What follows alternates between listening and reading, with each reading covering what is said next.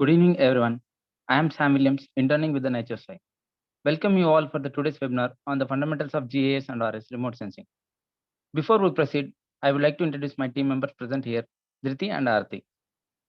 The Nature Sci powered by Wildlife Arc is a group of nature enthusiasts who wish to share their knowledge and experience with the world. They strive to bring informative and educational content from the tiny living world to the city dwellers. Their motto is to empower environmentalists by creating opportunities not only for budding environmentalists, but also the people related to this field and also the ones who want to join in through their various offline and online programs. The Nature's Eye works on breeding ecology and economy. We highly appreciate working with ecology and nature enthusiasts who wish to bring change by spreading education and awareness. This webinar is one of such attempts within the training and internship program, which we are one part of it, and we will also tell you about our upcoming event on hands-on workshop on QGIS. Now coming towards today's event, we have among with us S. Balasubramaniam, GIS expert. Before I hand over this section to our speaker, I request all the participants to keep themselves muted. If you have any queries, please type it down in the chat box. We will take up all the questions at the end of today's section. Thank you once again, and over to you, sir. Thank you so much. So myself, Balasubramaniam, I have been in this field for past 4 to 5 years now. In the sense, when I started taking projects from that time onwards, it has been 5 years now. And I will tell you about my journey, how I started, what all struggle I faced in this GIS field, and where I am now. And I'll give you a brief career path, what you all can do, and I'll brief you about the fundamentals of GIS, remote sensing, and what's the future of it. Okay, so anyone from GIS background here? Any student? All of you are student, I guess here. Any working profession? Just put it in the chat box, okay? Anyone has any idea about GIS? What GIS is? What it's used for? Anyone any idea? You can put it in the chat box.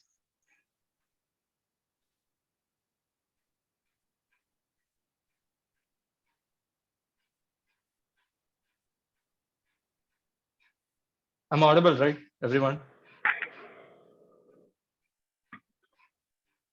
Yes, you are audible.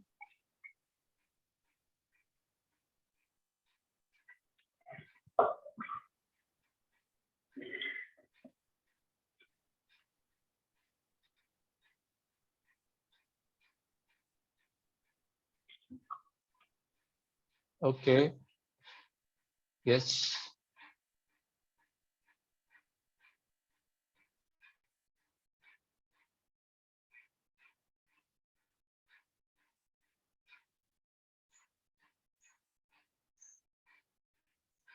Okay, so I'll brief you about my journey, then we will move on to the session. Okay, so I was a civil engineering student during 16 to 20.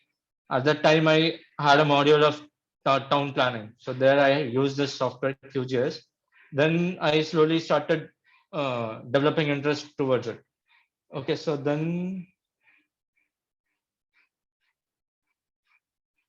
what happened? I did my BTech project using GIS, and I published that paper in an international conference. So I wanted to do MTech from IIRS ISRO, but 2020, as you know, it was COVID, so my 8th semester exams was postponed. And so because my 8th semester exam was postponed, I didn't have my mark sheet, so I couldn't get admission into my masters. So I took admission in Madras University, and I did my MTech in geoinformatics. Then I worked as a GIS developer for a year at Red Planet. Yes, it has been a year. I worked at Red Planet. So now I have 1 year experience as GIS developer.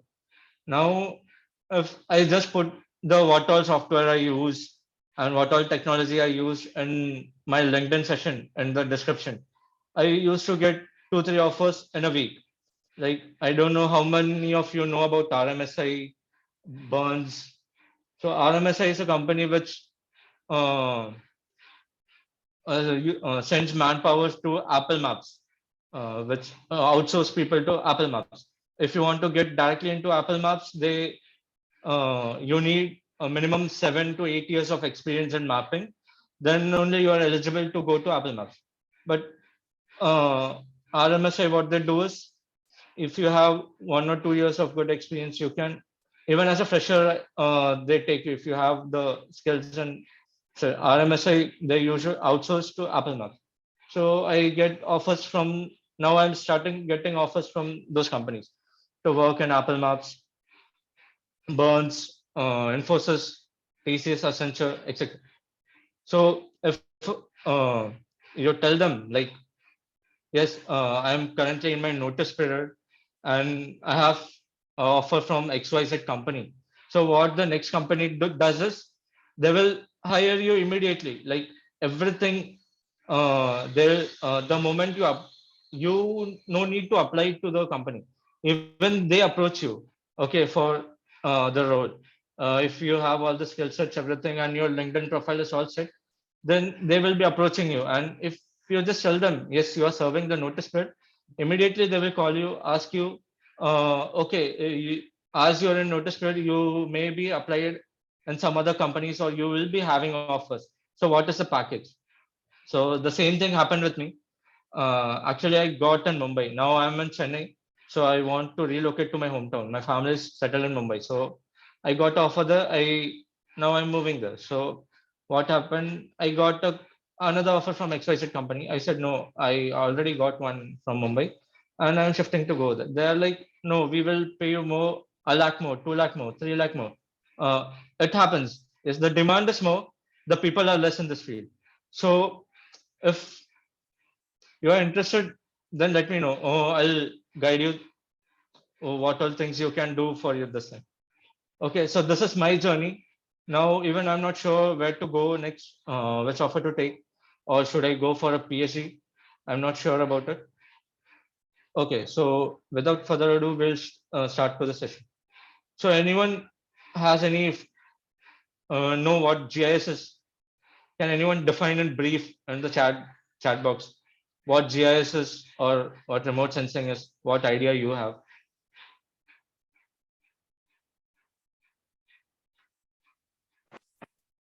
Yes, these are the data types. Vector data and raster data are data types which is used in GIS. These are not the only data types used. See, listen, I will make it clear here itself as the topic Mr. Lakshmanan has opened. Vector and raster data types are geographical data. These data types are used 95% of the times, not 100% of the time. I've been working as GIS developer for about a year. I haven't used raster data and vector data in the corporate life. Like there I use a software called Smallwood. It has raw data sets. We use at raw data sets, geographical data sets. Here we use a tool FME if we want to bring any raster data or vector data to convert raster data and vector data to row sets. Okay, so these are used for 95% of the time, but not 100% of the time.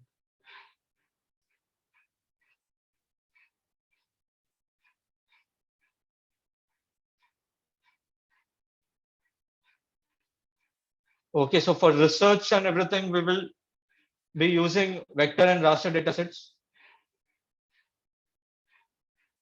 a technology through which we can analyze the collected data.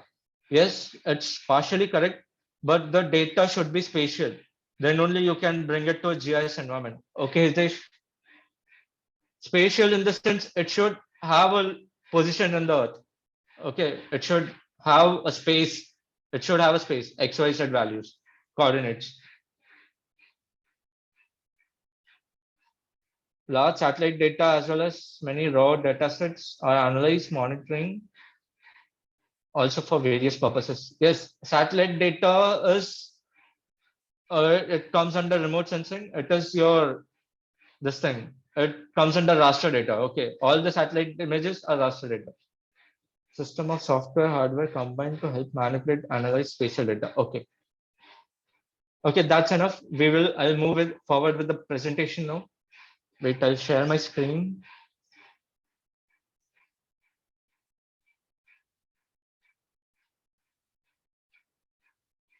So I'll just touch upon the fundamentals.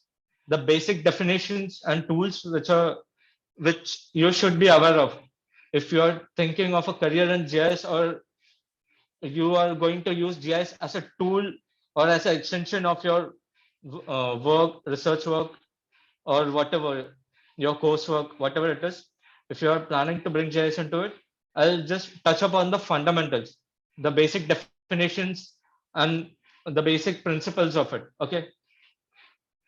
So these are, this is the outcome of the, wait, I'll minimize this.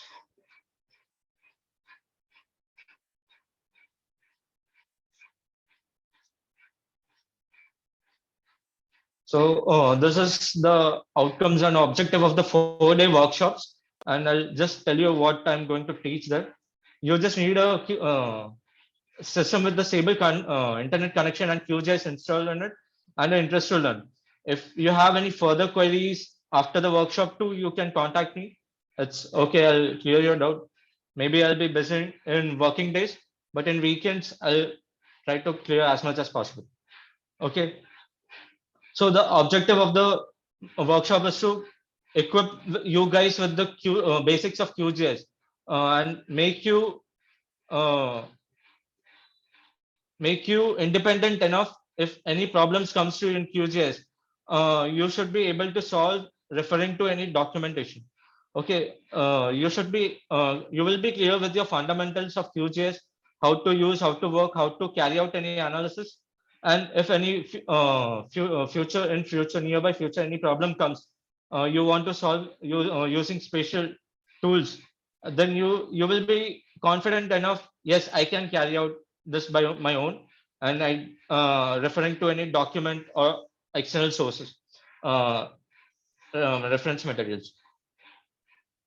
Okay, so it's going to be a 4-day workshop where I'll be covering this GIS and remote sensing fundamentals again. I will give you an overview of QGIS software, and what all main analysis you can carry out in future, and what all the trend is now, and how it's going to change in future. Georeferencing and data creation. Georeferencing is nothing but giving latitude and longitude value to your topo sheet, your scan maps, your aerial imageries. Giving the real life coordinates to your map or scan maps or images is known as georeferencing. Then digitizing is creating your data. Like suppose you want to do a crime analysis, you need to have where all crime can take place. Like ATM robberies can take place at ATMs, temples, monuments. So you should be having the spatial data. So how to collect this data? What are the various sources of collecting the data? If not any sources, you have to create your own data. How to create it? I'll teach that, and how to create a map making. Here I'll teach you how to create the layout of your map. Like whatever analysis you do, at the end, it will be projected in a form of map. Even if you are doing crime analysis, traffic accident prediction, using coding or whatever it is, like you will be writing 100 lines of 1,000 lines of code, you will be a developer. But at the end, whatever GIS analysis you do, it is projected in a map. Okay, so map making, I'll touch upon that. I'll show you some beautiful maps and how to get it, how to make your own portfolio. Then we will work with some CSV data, Excel sheets, and attribute data. Like in vector files, as you said, uh, this GIS data has two forms. One is vector data, other is raster data. Vector data, all the information are stored in attribute data. Okay, so vector files, all the information are stored in attribute data. So whatever analysis we do, we will be working with this data types only. So I'll be showing you some basic analysis, working with this data types. Then I'll show you how to geocode. Geocode is nothing but your physical address you will be having, like A Wing 102, Shivangan, Jankalya Nagar, Malad West, Mumbai. So this is my physical address. If I give this physical address to QGIS and tell this to plot it in my map, it won't understand the physical address. It need the values in lat long. So how you will convert a large physical address to lat long. Agar everyone is comfortable with Hindi, right? You can put it in the chat box. Okay. So if you have such large data sets, oh no, I'll stick with English only. So if you have large physical addresses of shops, police stations, whatever data you want to plot, schools in Mumbai, whatever it is, you want to plot, you have it in physical format. So if it's one address, you can just put it in the uh, your Google Maps. It will give you the lat long. I don't know how many of you know, but yes, if you put the address and you plot it in Google Earth, your Google Maps, it will give you the lat long. But if you have hundred thousands of it, you can't do it. You need some tool to geocode it. Okay, so I'll touch upon it. How to geocode. I'll give how the geocode is done in the backend.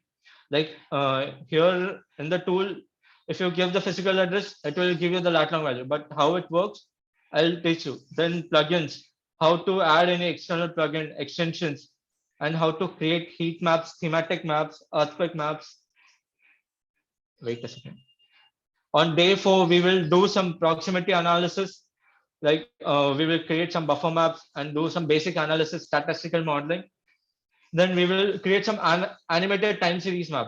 If you have data of 4 days, 7 days, then how to make an animation out of it and create an animated map series out of it. Usually all the maps are basically we will start with static maps. Those don't move. At the end, we will create an animated map using time frames. Then we will create contour maps. If time permits, I'll teach you some basic analysis tools and everything. And if anyone interested in a career in GIS, I'll guide you through it. If you have any queries regarding a career in GIS, how to start, anything, you can ask me now. I'll clear it in this session itself. So these are all the 4-day course, which 4-day uh, content which I'll be covering in the workshop. If time permits and you guys need anything more from me, you can just tell me before the day starts. I'll cover that too in the workshop. So introduction to GIS. Anyone done any? Wait. Yes. Let me finish this session. Then we will talk about it. Okay. We will. I will finish this, and later on I'll come to that part. Okay. So before us starting the career, I should know what is your current status, like you're a student or what. I'll just finish with this, then we will go on to it. Okay, let me just have a sip of water. Okay.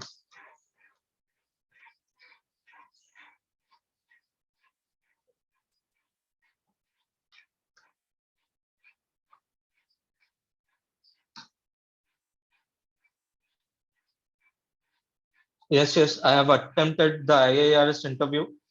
My interview was good, but at the time, the interview happened in July, and my BTech exam was scheduled to October.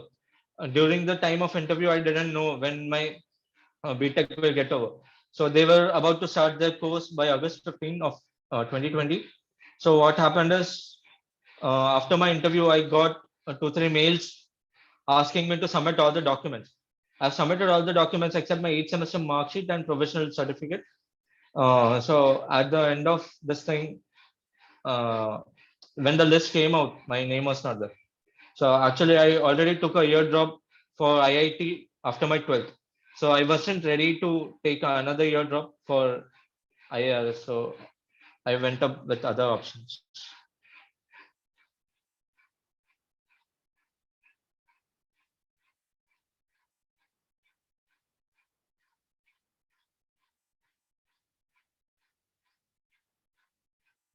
Okay, so anyone has used QGIS before? If so, what all analysis you have done? Can you just brief in the chat box?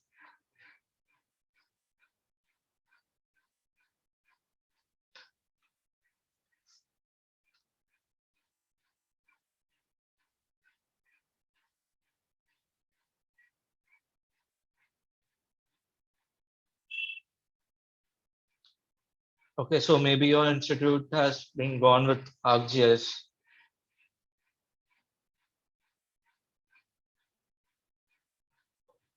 Yes, there are many agriculture work going, like all the agriculture analysis which are done, everything is done in GIS environment only. Like I am not into agricultural thing. Uh, so like what happens is in remote sensing, they collect the satellite images and they use to analyze soil health using that. If you have collected this satellite images, wait, I'll show you one. Uh, See, this is a Google Earth Engine window. Here you can see, here I've given the date range and I've got the satellite image of it. Okay, so here I've taken Landsat 8 image. No need to go for the code, just understand what I'm. So here I've given the date range and here I've got the satellite image of that particular data of that particular date range. So now I'll be interested in a particular area somewhere in south of Chennai. So what will I do? I'll zoom for that area, collect satellite image just for the particular area. Then I'll check month by month what all agricultural activities are going on. If I do a land use land cover classification, I can see whether vegetation is there or just soil is there. Is any agricultural activity going on? Everything I can analyze. Okay, so what people used to do is they collect satellite data and they used to do soil analysis, health of soil, everything they used to analysis just by using satellite image itself. uh, Nowadays they rarely go to site and collect the soil samples, everything. But for cross checking, they do it now also. But mostly every advanced analysis, they use satellite data for agriculture purpose, and they do. Q stands for quantum. Like QGIS is an open source community where they have just set the environment. Here it's just an environment. If I come to know I want to do any particular soil analysis, just I'm saying for example, if I'm from I'm a suppose I'm an electrical engineer. Okay, so I want to carry out some environment this thing analysis in GIS environment. The tool is not there. What I'll do is I will go to Python console. Here I'll start coding my tool and I'll publish it. I'll give it to the community as free. Okay, so there are many tools uh, which have been done like this. You can go to plugins, manage and install plugins. Here you can see a list of tools. Wait, there is some error, a certificate error. No, wait.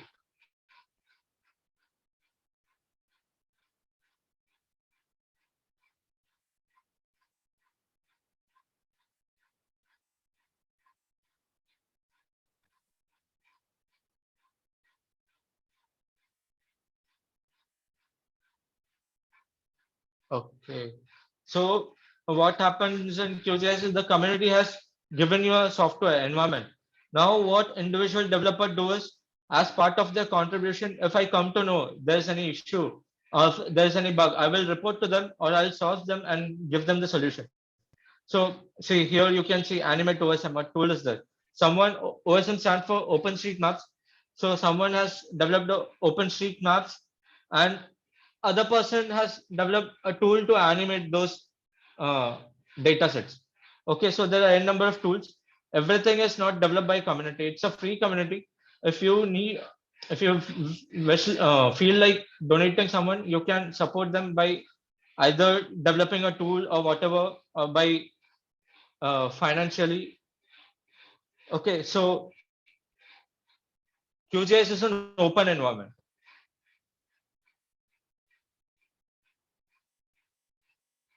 Okay. So career part will come to later. I'll just brief you about. So many of you will be aware of what GIS is, the tools, and what remote sensing is. I guess if all of you are studying them. So spatial. I'll just. These are the key terms which are used in GIS. So spatial data refers to a data which has geographical location tied to it. Suppose I take a map. If I download it just from the internet, it's just a JPEG image. It won't be having a lat long value or something. In map, you can see the coordinates. but the actual image won't be having any information. So I have to tie up that lat long value. I have to give geographical location. Okay, that is, if I gave any geographical location or any data is associated with geographical location, then it's a spatial data. And if you do any analysis with it, then it's a spatial analysis. Okay, so GIS software, the most commonly used software are QGIS, GIS, and ArcGIS. So in industries, mostly people use um, ArcGIS Pro. Most of the corporate companies use ArcGIS Pro. Some uses Small World, and there are bit many other things. ArcGIS is the open source here. Okay, open source in the sense it the development for developing a ArcGIS tool you need HTML, JavaScript, CSS. That is the basic web development tools languages. If you know a good command of it, if you have, and if you are from a JS environment, within no time you can start developing ArcGIS tools. Okay, but Small World is not like that. Like Small World, only 0.3% of the GIS community use it. That is to keep the data confidential. Just because, like, if a web developer, suppose I'm a web developer, I'm not from a JS background. If I do some tinkering here and there and the documentation of a company which uses ArcGIS, I may be able to understand what they are doing. I may be able to access the confidential data. So this thing shouldn't happen. So company, what, like, there are very few companies which uses small. Actually, there are zero point 0.3 to 0.5% of the actual companies which uses GIS. Their top priority, they uh, own, they spend the 10%. Uh, they actually spend 10 times more than what ArcGIS companies do. Okay, so even salary is more there. So what they do is they have developed their own programming language, magic programming language, which is used nowhere, just for the small world environment. Okay, so to, if you even search in Google or somewhere, you won't get anything. Even if you ask ChatGPT, ChatGPT won't give you anything in magic programming. It's just used inside the environment. If even if you want to access the online documentation, you have to give the your login credential for the documentation part to get access to the documentation part itself. Okay, so here we will go with QGIS. Okay, attributes are the tables which is associated with your GIS data. That is your vector data. I'll show you one data, for example.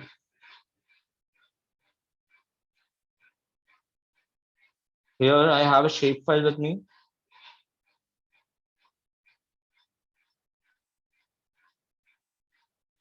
If I go to attribute table, here I get the name of the state. Like whatever data I want to add, I can add by myself. I can add number of schools and goes on. I can edit this table. Okay, wait. I'll start editing. No need to learn everything. I'm just giving you the potential, what all things you can do.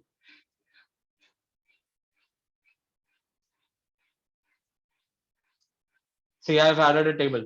I can go on adding information. I can delete information.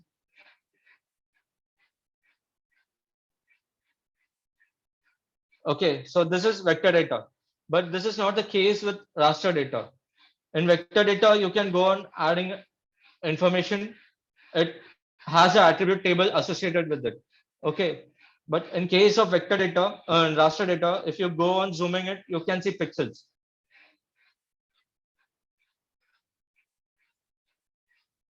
You may have seen in your image, your mobile phone camera images. If you zoom in, you can see pixels in it. How many of you have noticed it? Like almost everyone have seen it. Still, I'm asking.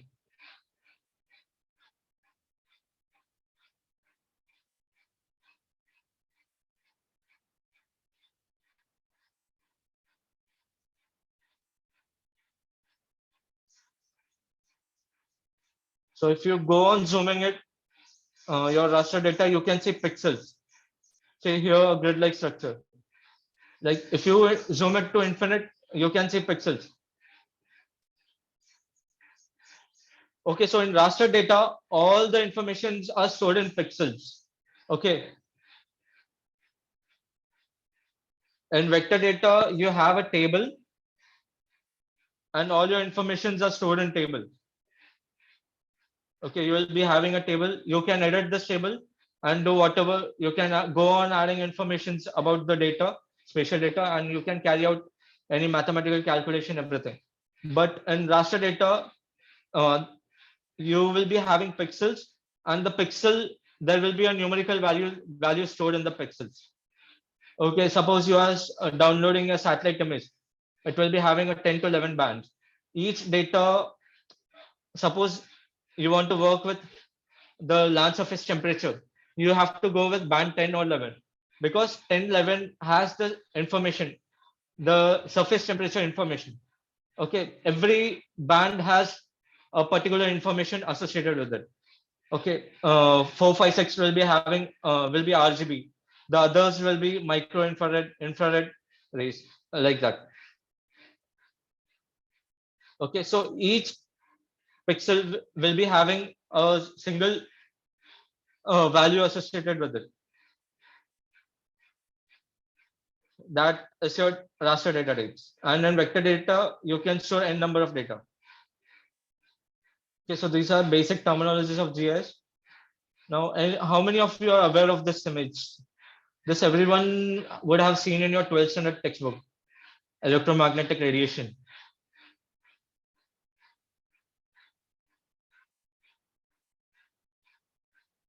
Anyone can unmute and brief out what's going on this image?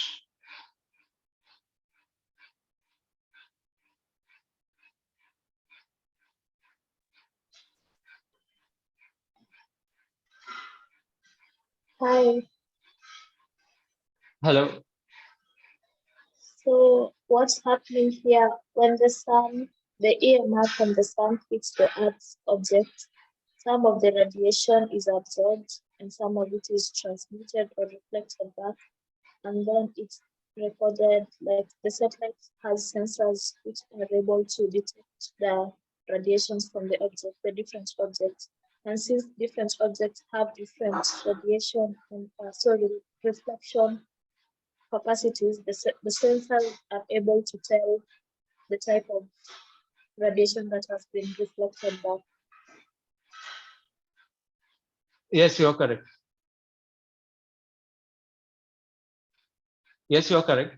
So what happens is a satellite, there's a satellite revolving around the Earth. Okay, so Landsat 8, most of you have worked with the data set, I guess, Landsat 8 data set.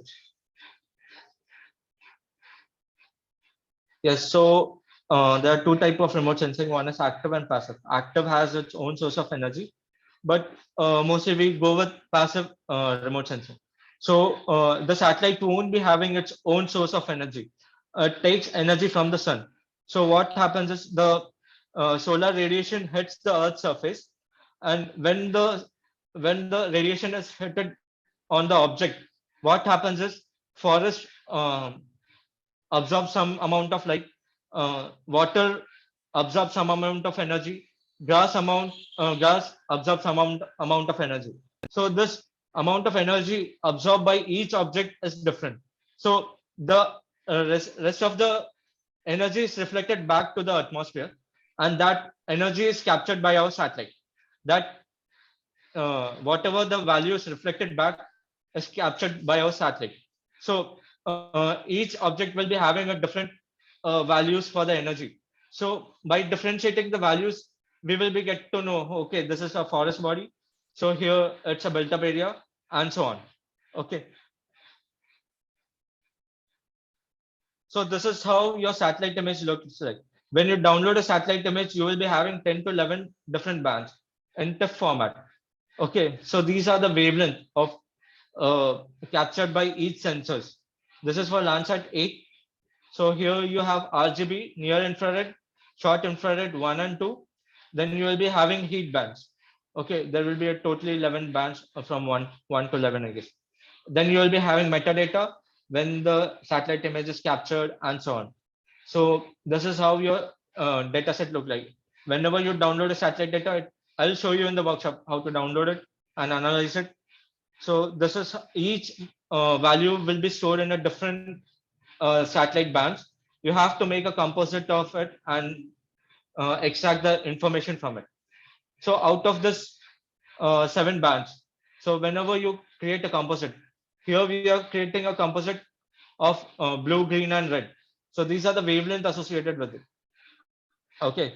So whenever we create a composite, here on the left hand side, you can see this is a true color RGB composite, and in the right hand side, this is a false color composite. Okay. So here you can see a true image, what satellite image looks like. And in the right hand side image, this is a false color composite. Here you can see the infrared values. That's whatever vegetation and forest bodies are there, it is highlighted using red color. Okay, so similarly, you can make n number of composite. So there are predefined values for what all bands you have to make a composite of. The predefined values of it, I'll share it with you guys later on. So when you make, so just by seeing the bands, we can't make it, which is the forest body where all land depreciation has happened.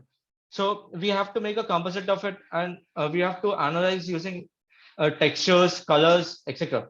So here we can see the infrared.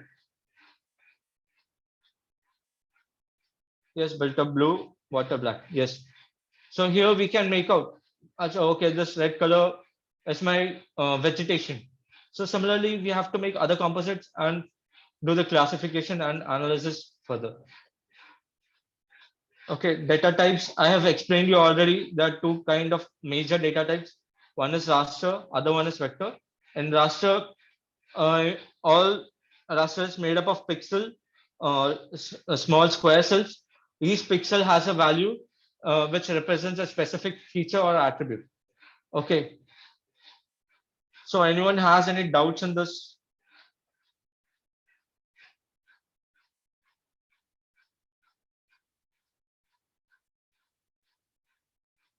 So I've just touched upon what GIS is and what the basic principles of it.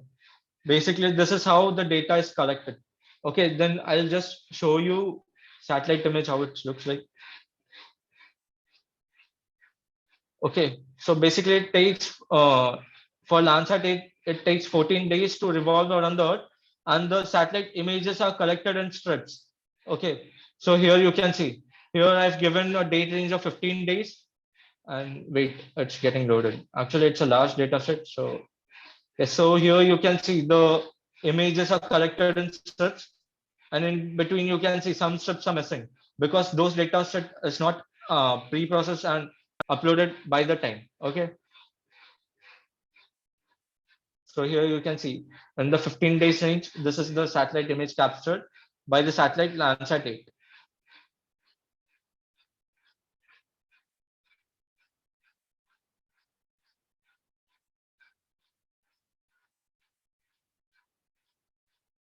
Okay, more data on raster and so whatever image, Hitesh, listen, whatever image you have, your maps, your base map, if suppose you are working for forest harvesting or doing any site suitability, you may be doing some analysis. Okay, for that you will be keeping a base map. You may be downloading that base map from a US Texas library or Surface Survey of India. You may be having some base map with you. That will be in an image format, or satellite image you may be downloading for water surface analysis. Whatever image file you have, it is a raster file. Okay. Wait, let me. I won't be having any image file. Okay.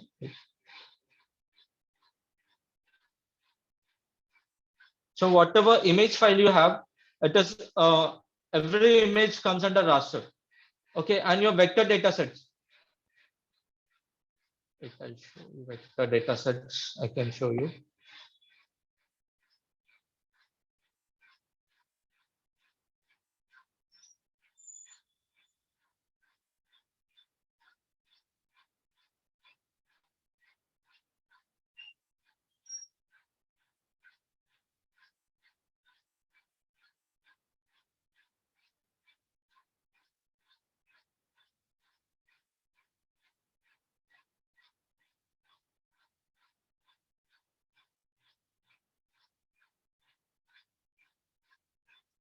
Wait, I'll connect the other mouse.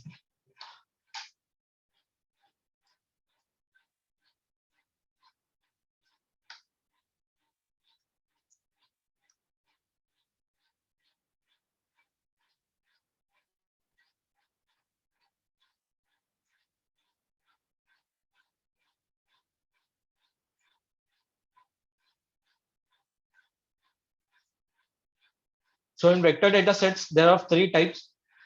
One is if you want to show some areas, boundaries, what you will do is you can show it with a polygon. Here you can see it's an area here. Here India map, it's a polygon. Here I'm showing with the boundary map, I'm showing with the polygon. So here even land use, it's a polygon. Wait, I'll take some other amenities to show.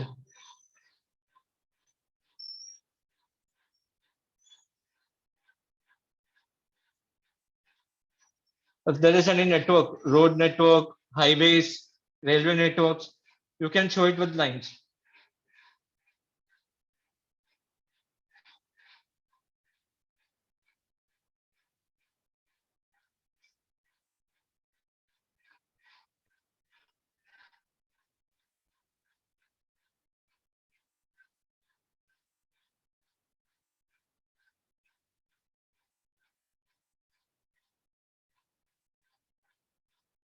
See, if I open any vector data, it will be having a table associated with it. Okay, this is attribute table. All the information regarding the vector data will be stored in your this thing, your attribute table. But it's not the case with raster files. Raster files are your image files, and what all pixels you have in your image, it will be having some data stored in the inside the pixels. So whatever data is there in raster image, it will be stored in those pixels. And your vector data types are of three types: point, line, and polygons. If you want to show some uh, amenities, parks, or schools, any amenities, you will show it with the points. Any features, you will be using points to show. If you have any network to show, like road network, line network, you will be using lines. And if you want to show any area or boundary, you will be using polygons. This is the case of vector files. And if you want to carry out some satellite data image analysis, there you have to go with raster files.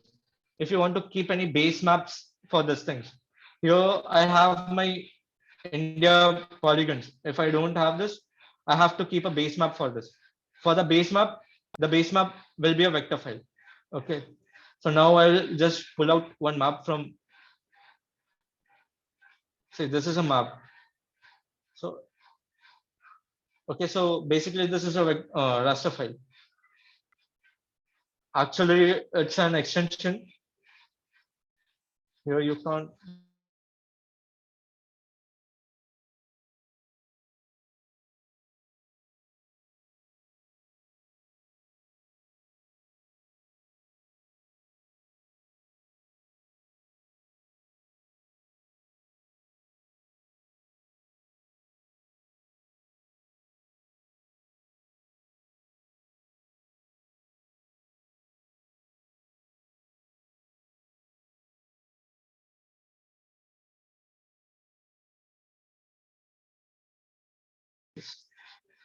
See, raster data won't be having an attribute table.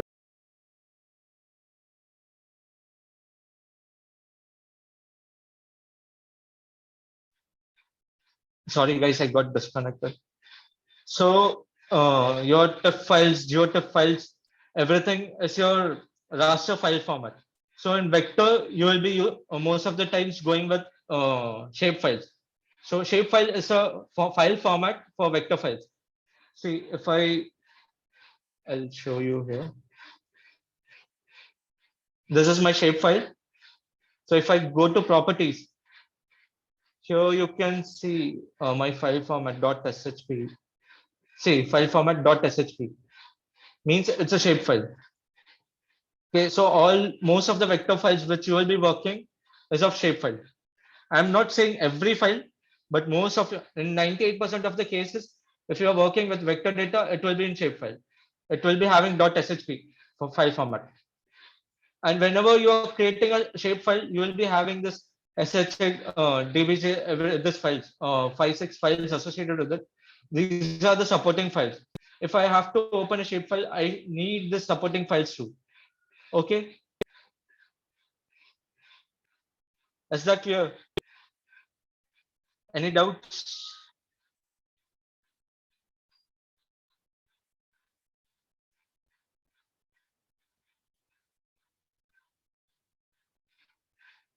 Yes, it's an extension of shape. .shp is your shapefile, and other files are supporting files. Okay, you need to have all the files to work with the shapefile.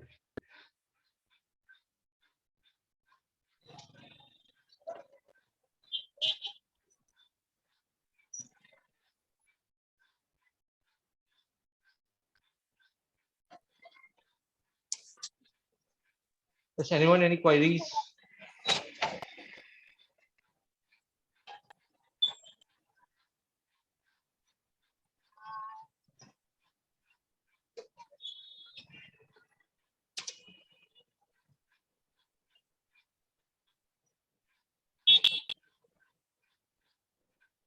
Yes, what are the main applications of remote sensing? So remote sensing is mainly used in research purposes. Like they do flood modeling and they predict the flood where it's going to hit, and they take the precautions before itself. Even the soil moistures, everything is detected by this thing. And I don't know how many of you know or not, but we in our defense system, like our defense team, who worked in defense, they use satellite images to detect China bases in the countries, what all hidden bases they have, everything they detect using this thing, satellite images. And even it's used for this what ocean exploration, what all underground ocean minerals we have, everything is used. Everything we can detect using remote sensing. Those all are advanced stages of remote sensing, what I'm talking about. But for that, first you need to have a basic fundamental clears. Okay. So now the project in which I'm working is, I guess any one of you have turned on your mic. Can you please go on mute? Yashwant, can you please go on mute? So what the project and I'm working is, it's a Malaysian government project. TNB has the monopoly of the electricity board over there. So all the electricity boards, all the electricity assets of Malaysian government is acquired by TNB. TNB is the here we have our government. Yashwant, can you please go on mute?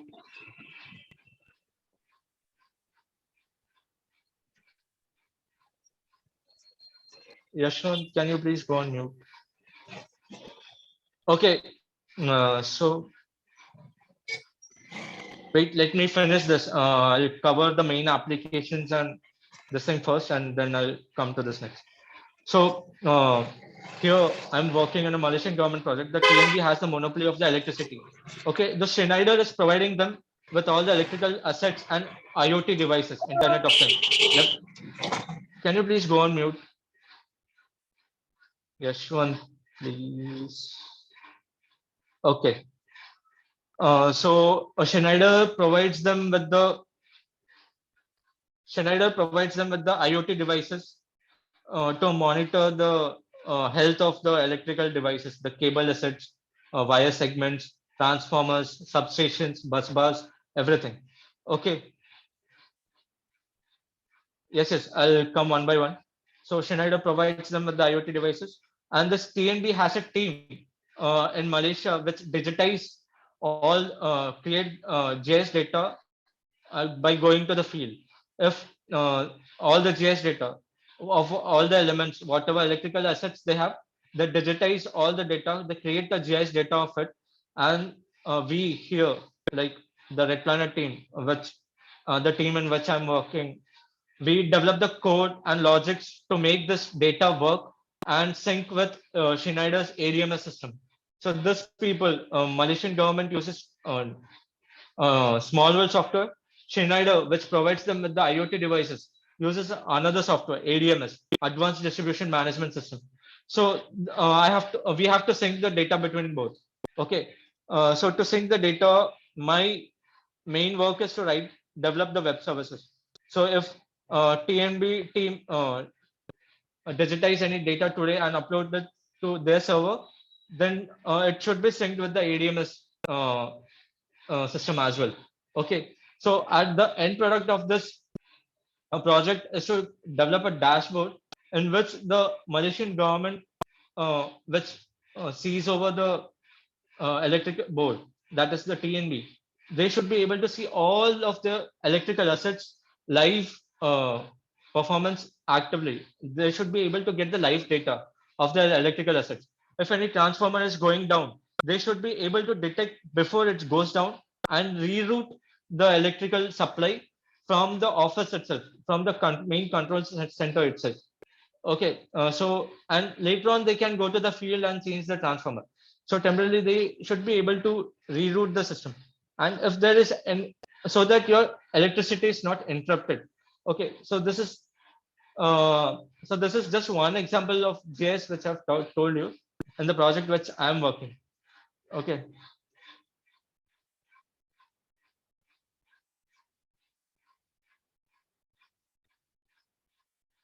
so now I on this banking companies how they use GIS.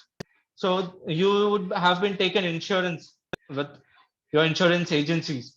So in foreign countries, what this insurance companies are doing is they just keep a small device in your car. If you have taken a car insurance, they will keep a small device in your car which monitors your driving behavior. Okay, so after a certain point, it will learn how your driving behavior is. Suppose one day you have drunk and you have driven your car somewhere, you have hit it somewhere. So at that time, and you will claim for the insurance, right? But the company, what they do is they have already read the pattern how you drive. Then on the particular day when you have drunk, the pattern won't be same. Your driving pattern will change. So they will detect, you have drunk and drive. So they won't be claiming your insurance money to you. Okay, this is how GIS is being used. And nowadays we are using for making prediction model as well. So what uh, if we go, whatever crime has happened, police will be having the data with them. So what they do is they geocode this data. So in India, what happens is we collect the physical address and later on we geocode it and convert it to latitude and longitude. Then we plot it in the QGIS or other software which they are using. Then we will be creating a model to see how to analyze the pattern. We will be giving a 5 years data to it, and we will be creating a model how we will recognize the pattern, how this thing is happening. Then we can create a further prediction model. Okay, this is how the theft has been happened, and this is how it's going to happen in future. So this kind of study is going on using QGIS. Here GIS is the main domain. If you have some knowledge, you can get into this field easily. Okay, so now I'll come one by one. Wait. Applications of RS and GIS have covered. So these are just few applications. There are many like this. That's the main difference between raster and vector data. Which one is highly used nowadays? So it's not like which one is highly used nowadays. If you both data are equally important. Like if you are into corporate world, uh, mostly vector data is used. If you are into research kind of thing, I'm specifically in India. If you are into IIRS, IITs, or you are doing any premier institute, you are doing your research work, you will be mostly working with raster data. If you are into corporate, then mostly you will be going with vector data.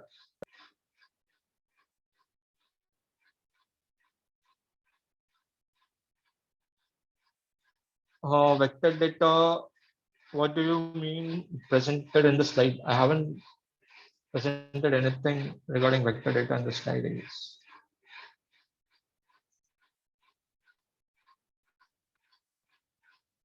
Okay, so here in QGIS window, here I'm having some vector data with me.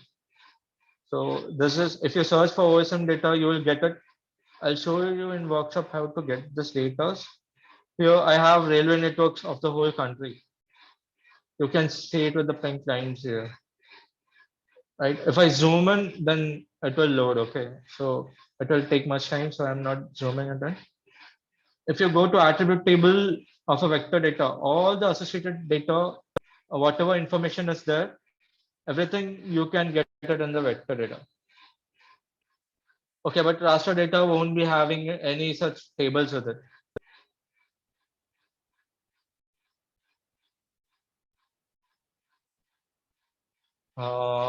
Yes. So actually, I'm from a civil background. I didn't want to continue in civil. That's one of the main reason why I shifted to geoinformatics. So I was thorough with town planning stuffs and everything. I was from civil engineering background, so most of the questions were from fluid mechanics, hydrology. Uh, like they touch the basic core. Okay, not much advanced question. They just touch the basics of it. Then one question I still remember, like very basics, like which could be asked for 2 mark question in your exams. The basic theory questions.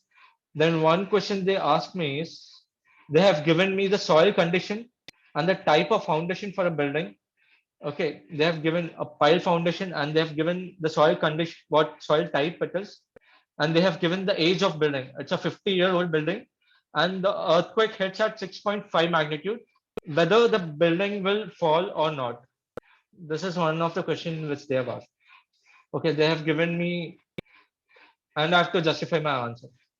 Uh, they have given me with the soil condition and what foundation is used for the building, age of the building, and the earthquake magnitude. These 4 details they have given to me, and they have asked what is the probability of the building to fall and why. This is one of the questions I still remember. I didn't answer the question. Okay. No, not really. One of my friend didn't uh, had a physics background, but for him, they've asked what is Pascal value, everything.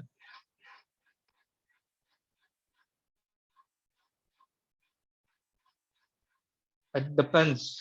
Okay. You can't predict anything. You have to prepare for everything. So in my batch only, in the same day of interview, one guy, he was from remote sensing background itself, I guess. He didn't have a physics background. They asked him about what is Pascal law, stress strain, everything, physics kind of question. Can you show me how to make species habitat map in QGIS? Okay, it will take me some time now. I can show you in the workshop. I'll note this down and definitely I'll cover this in the workshop. Habitat mapping, site suitability, everything I'll cover in the workshop, 4-day workshop. And is there anything else to ask?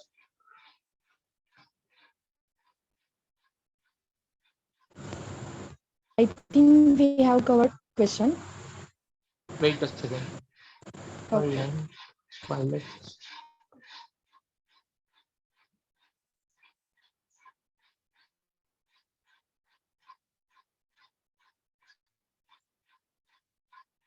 Yes, you can. No, you can't plug in Google Earth and Google Earth to it. You can collect all the data from Google Earth and KML file and drag and drop into a QGIS window. That's it. Then later on export it as a shapefile.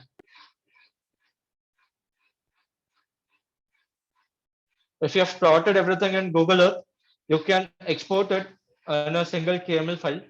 Then later on drag and drop to your QGIS window. Then from this panel, go to export, save feature as, and save it as a shapefile. That's it. Any other questions?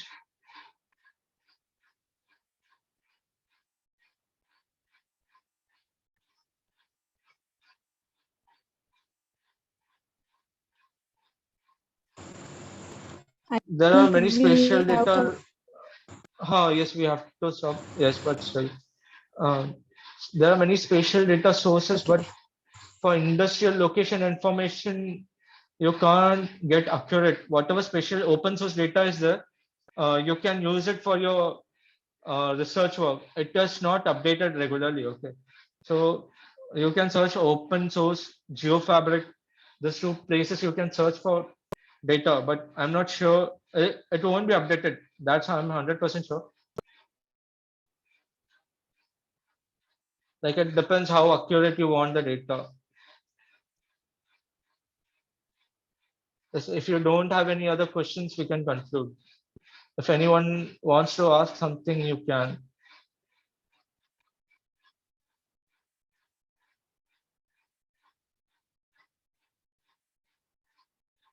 Okay, no one have Yes, any we question. can show airlines now.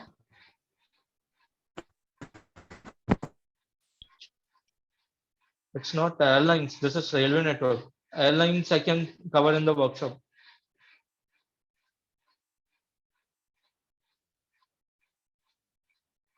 No, it's not necessary to do any course to master it. Like I'll give you the roadmap and brief. If you have a basic idea or you have a mentor who can guide you through it, the process, then you don't need to do anything. But initially to get a job or to start your career, you need some contacts or something to go with it. Okay. So even if you have the skill set, no one would like rarely you will get a job in India. Okay, but that's for the first time. But if you have gained some experience in that field, then after that it is like a cakewalk for you. Career paths, career paths. Shruti, I'll just finish up with you. Would you like to go in research field, or you want to come to corporate, or go to research, whatever? Just put it in the chat box. You want to go to corporate. Okay. So in corporate, either you can go as analyst or as a developer. If you wish to go as analyst, your starting pay would be something fancy around uh, 30 to 45, I guess. If it's a good MNC, they will pay you 40. But what happened if you go as a GS analyst? Then mostly you will be doing with digitization work. Your client will be having some work. You have to go with the digitization work, like creating the data. Here you can see the roadmaps, right? Road networks. So you maybe have asked to digitize, create this whole road networks.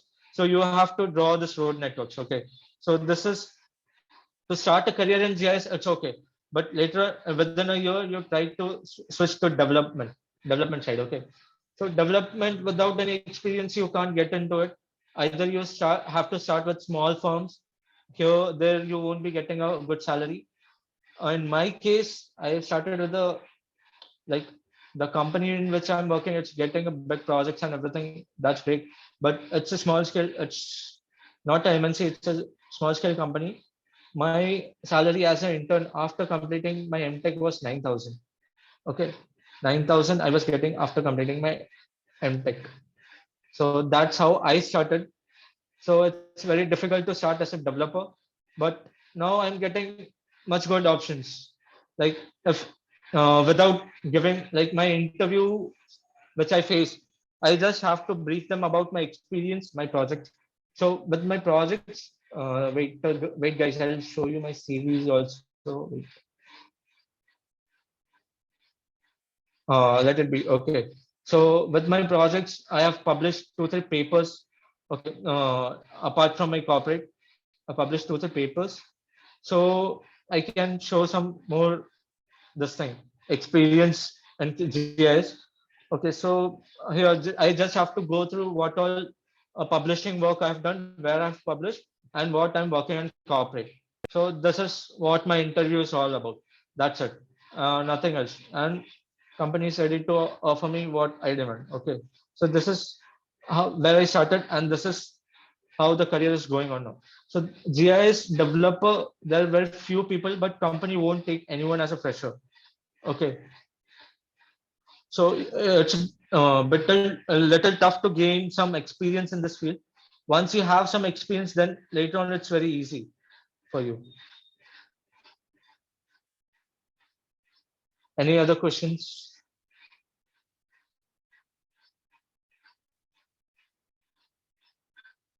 Any recommended courses for developer? There are videos provided by ESRI itself, ArcGIS, and YouTube itself. But that won't matter much. Doing a course or anything won't land you any job. You have to do some personal projects and build a strong profile. First prayer, is it important to knowledge language? What by language what you prefer? Programming language, Anju?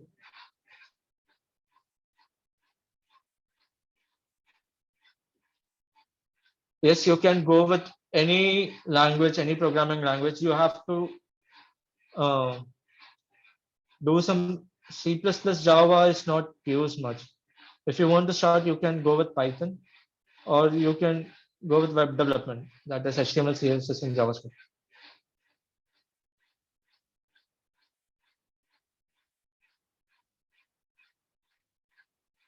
Some applications of GIS and forestry. So, okay, so forestry, first of all, forestry, whatever analysis you or any NGO or any wildlife institute have to do, they will collect data from any government bodies. Okay, government bodies. So government bodies would have digitized the forest area, everything. Okay, so what they do is the digitization here. See, if suppose you have two areas here, I'm giving with the example of the states Kerala and Tamil Nadu. If two areas share a common boundary, this should overlap properly. Okay, but while digitization, the government body, I shouldn't say this thing, but while digitization, whoever it is, the digitization won't be proper. It will be either overlapping or there will be some gaps. So first of all, you need to do the data correction. Okay, in forestry, SQL is used for backend. SQL is not your programming language. It is used to manage your database system. It's good to have a good knowledge of it. It's essential to be a developer. You have to learn SQL at some point or the other. So it should have a common boundaries between both. So the digitization won't be proper. So first thing, you have to know how to correct the data. So what they do is, to fill the gaps, they will be creating some shape files behind this two areas. Okay, behind this they will be creating small shape files to cover the gap. Okay, so this is one thing. You have to remove this thing. Then whatever for data you collect using your tools, handle GPS, everything you have to plot it here and carry out the analysis further. First, you have to map it and see which all place you have to, which you have place you have covered and which you have to cover. Then later on, you have to create a time series of it. Uh, to be, I can give you an example. I work for a NGO which is related to butterfly conservation. You mostly study on what butterfly in a wildlife. I don't want to name the forest. In XYZ forest, they do research about butterflies. So what they do is they go to field, they collect the data, and all the other things. Either I train them for on QGIS how to work on it, or I'll do the analysis for them. They periodically we update the maps and see what all time we see the time series analysis and do the further analysis regarding it, how the butterfly pattern is changing according to time. Then we bring on other factors like the temperature of the area, is temperature affecting it, is rainfall affecting the factor, everything one by one we are bringing the environmental factors to it now. The identification of forest fire, enforcement. Yes, everything comes under it. Is everything clear, guys?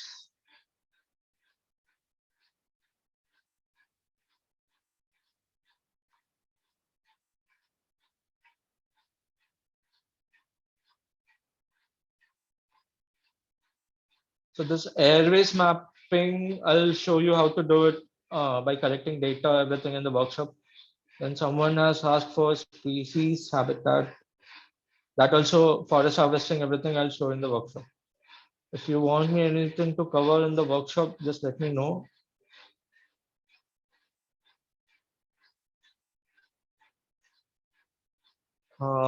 We can discuss this later, I guess.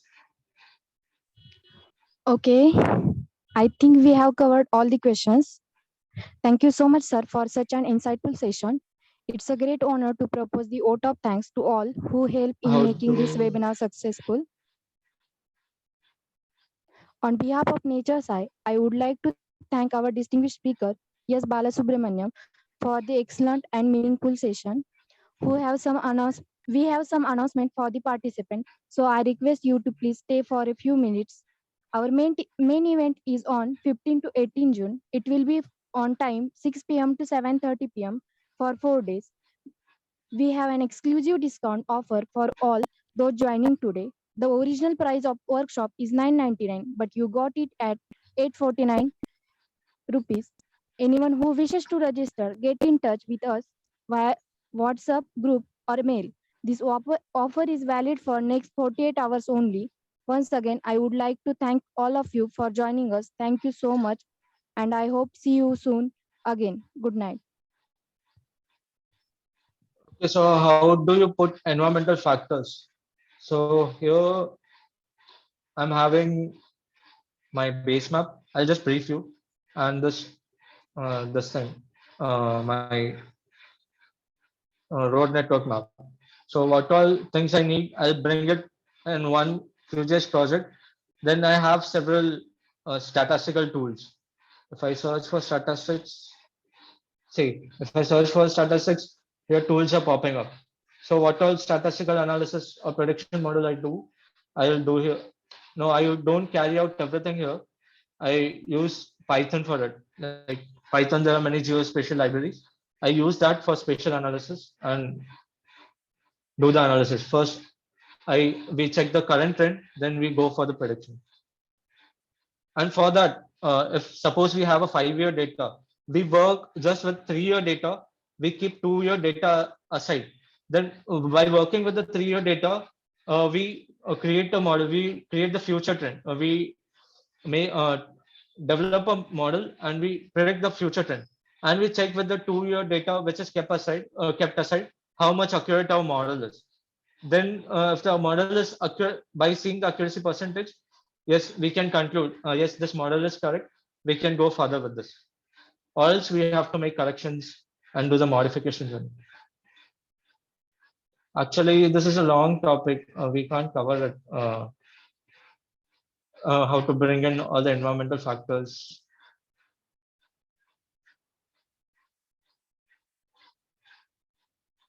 Watershed delineation. I'll just brief you about the tools. I won't be covering in the fundamental sessions. I'll be just giving you the tools, and if you have any queries, you can contact me later. During the workshop, I'll just tell you what all tools, and I'll give you the procedure. You work on it. If you have any, it will be a long process. Within 4 days, I can't give the basics and touch water delineation tool.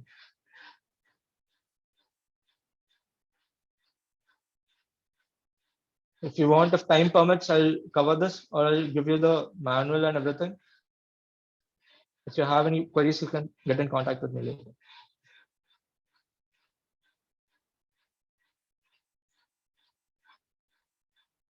Any other queries?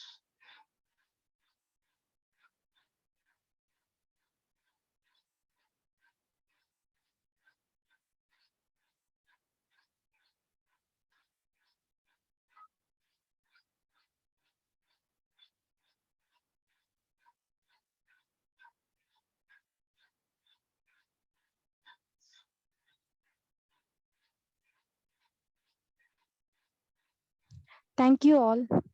I think we have to end up this meeting because we are bounding up with time limit. Thank you all.